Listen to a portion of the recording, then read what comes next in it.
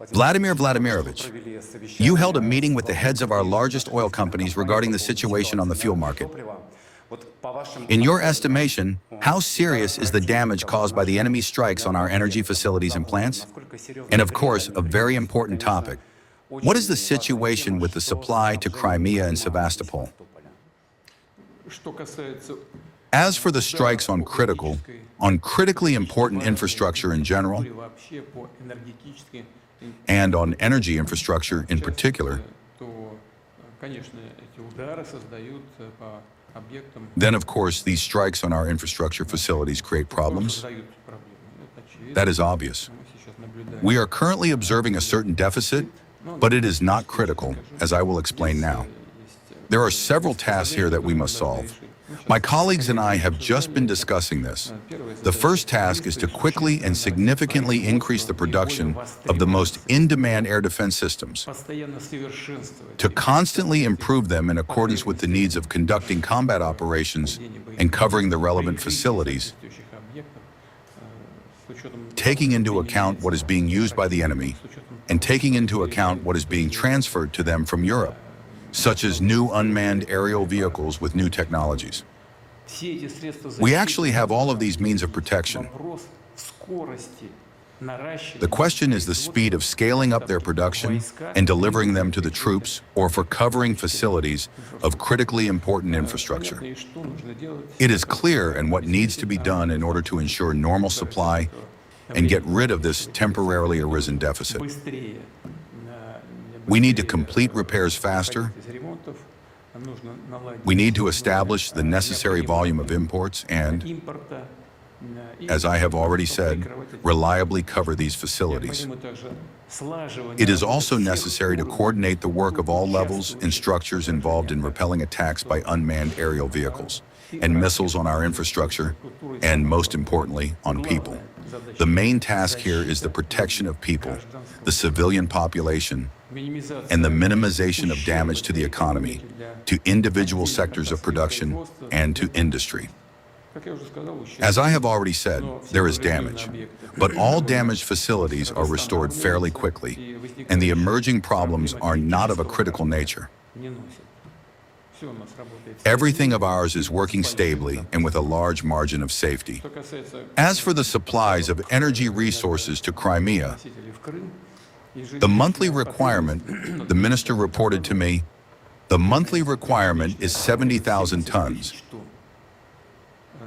In Crimea right now there is a supply for several days, but the requirements will be met. And we will increase these supplies both by land and by sea. I am confident that this task will be resolved. Well, on the whole, I want to say that on the whole, the strikes on our civilian infrastructure are carried out not only to cause us some kind of damage, although that too, I think, is important for the enemy, but also to fuel an information campaign.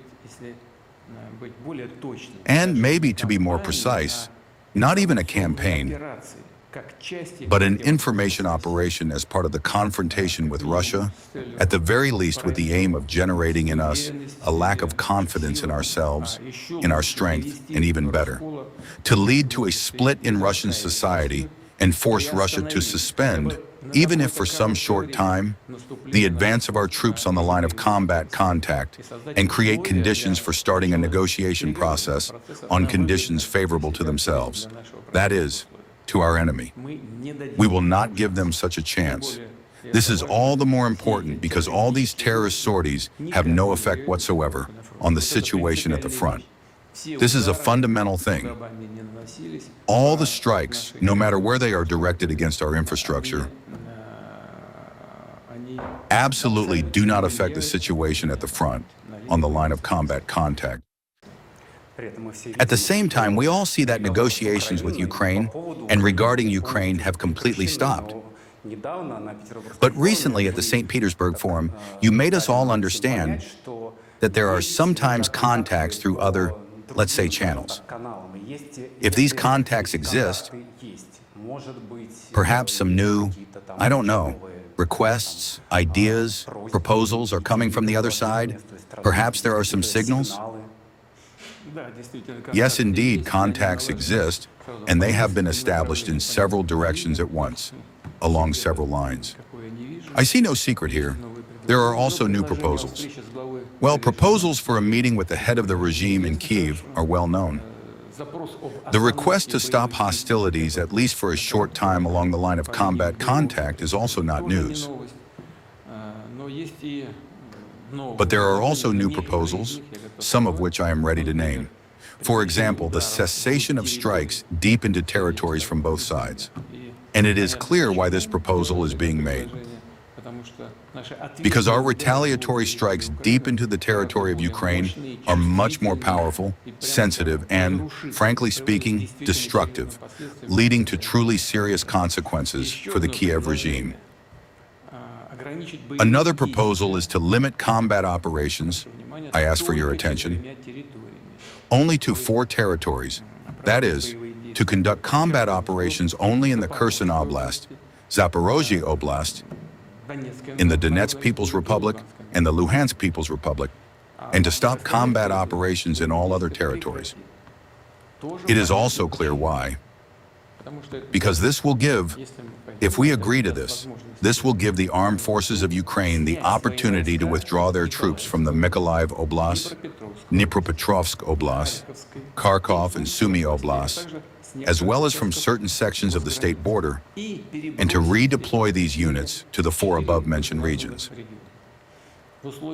In conditions of a catastrophic shortage of personnel, the armed forces of Ukraine apparently believes that this could be a salvation for them.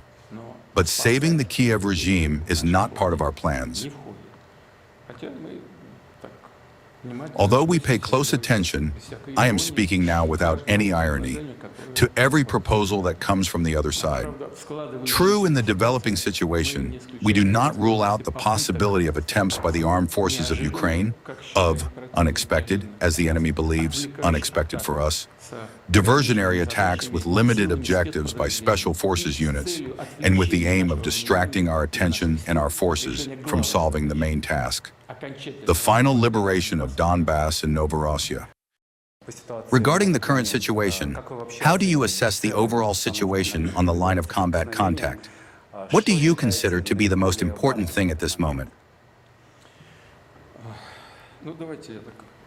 We talk about this constantly.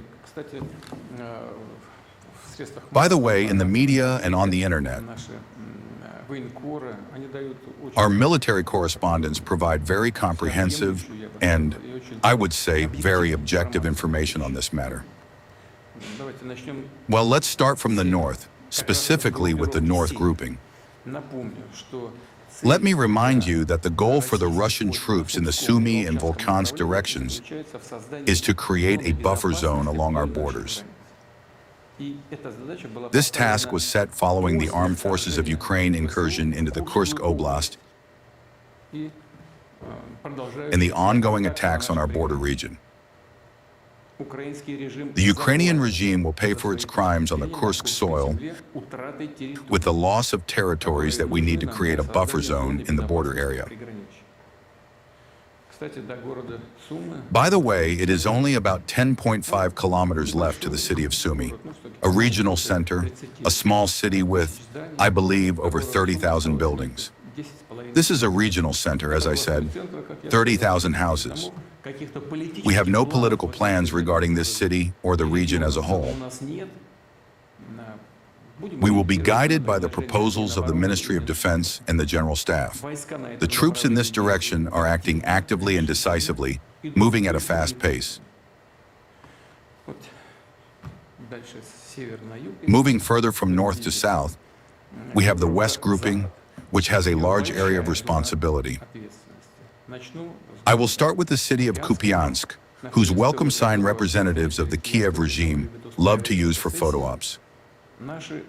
Our troops are currently at a distance of 2.5 to 4 to 5 kilometers from the western city limits. The enemy has already attempted a series of counterattacks but achieved no success. Regarding the settlement of Rupsi, the next direction is the Rupsi axis. On the left bank of the Oskol River,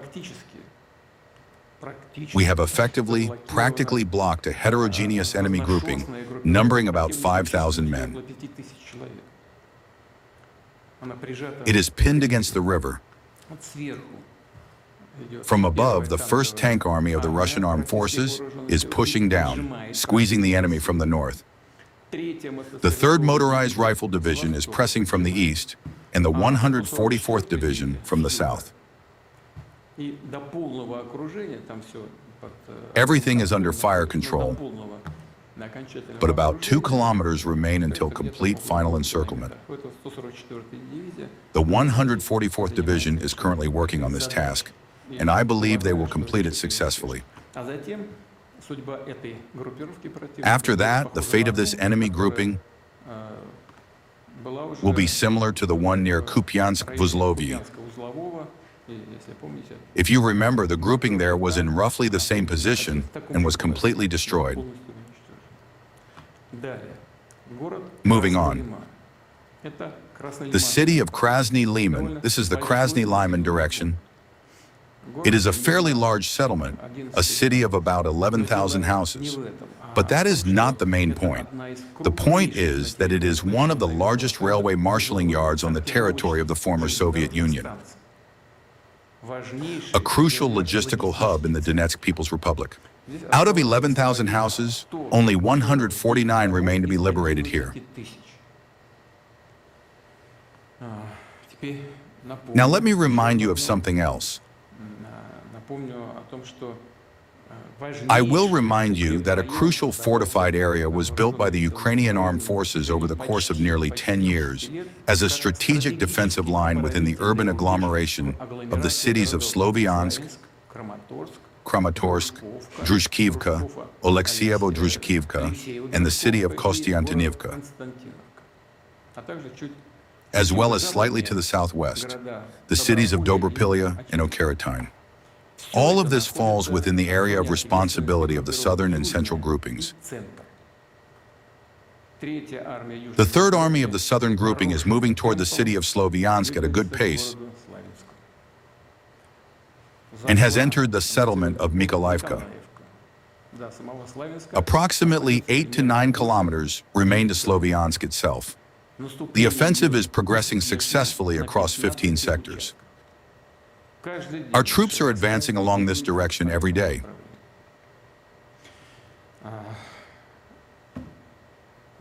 An important event, or rather important events, have taken place in the area of responsibility of the central grouping. Here, our troops have breached a 3-tier line of engineering obstacles approximately 400 meters deep across 4 sectors, and are currently fighting to capture the defensive line. Very important events have also taken place along the Dobrapilya direction. On the Dobrapilya axis, our guys breached a well-prepared 3-row line of engineering obstacles that was considered impregnable.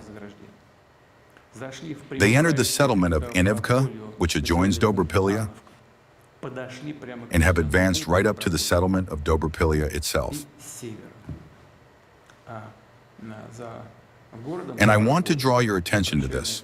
To the north, past the city of Dobrapilya, the armed forces of Ukraine has no pre-prepared defensive lines. They are currently trying to hastily set up local strongpoints. From Dobrapilya to the state border, it is only 35 kilometers. Well, we can look back at the combat operations of the southern group of forces, which is fighting to liberate one of the most critical strongpoints of the armed forces of Ukraine's strategic defensive line, the city of Kostiantynivka. 96% of the city is in our hands. The 4th Brigade is clearing the city, while the 6th Division of the South Grouping has already bypassed Kostiantynivka and reached Oleksievo-Druzhkivka. They entered it, took Tukachevsky Street, and are moving forward. The neighboring units to the left have also reached the settlement, Oleksievo-Druzhkivka. Next up will be Druzhkivka itself, a fairly large settlement of 12,000 houses, which adjoins Olekseyevo Druzhkivka. From Druzhkivka to Kramatorsk, which the current Kiev authorities consider the temporary capital of Donetsk, it is only 4 kilometers to Kramatorsk, and there are no significant fortifications there either. As far as we know, and this has already been reported in the media, the enemy has begun evacuating industrial enterprises from this urban agglomeration. I would also like to specifically highlight the actions of the East grouping. Despite the enemy's heavily reinforced defense,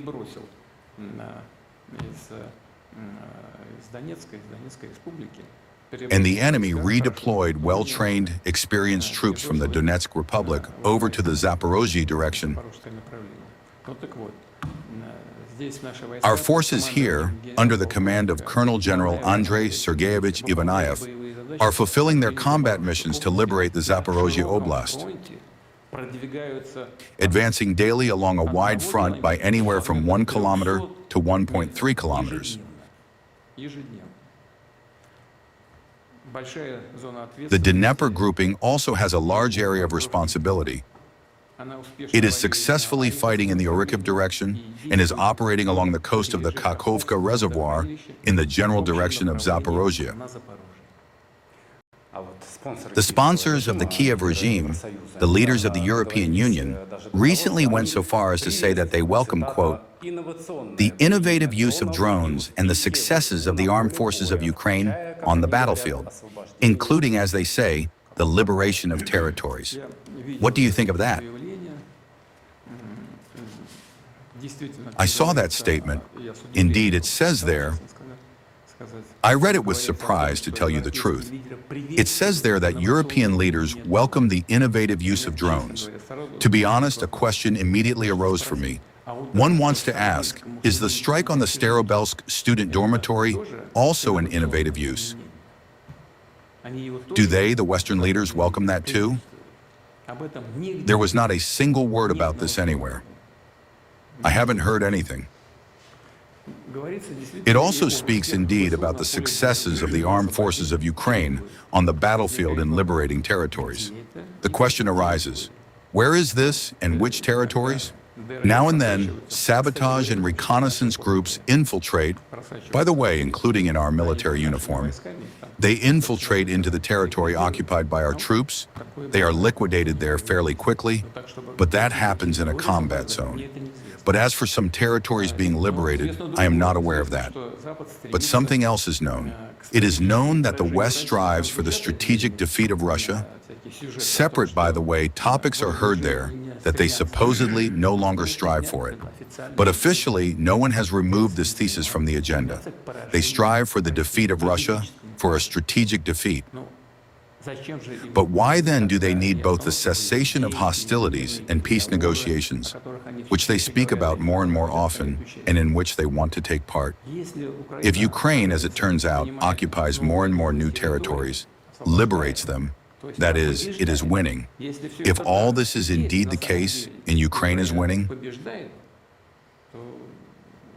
then Western leaders just need to wait, and the goal of the strategic defeat of Russia will be achieved, as it were, by itself.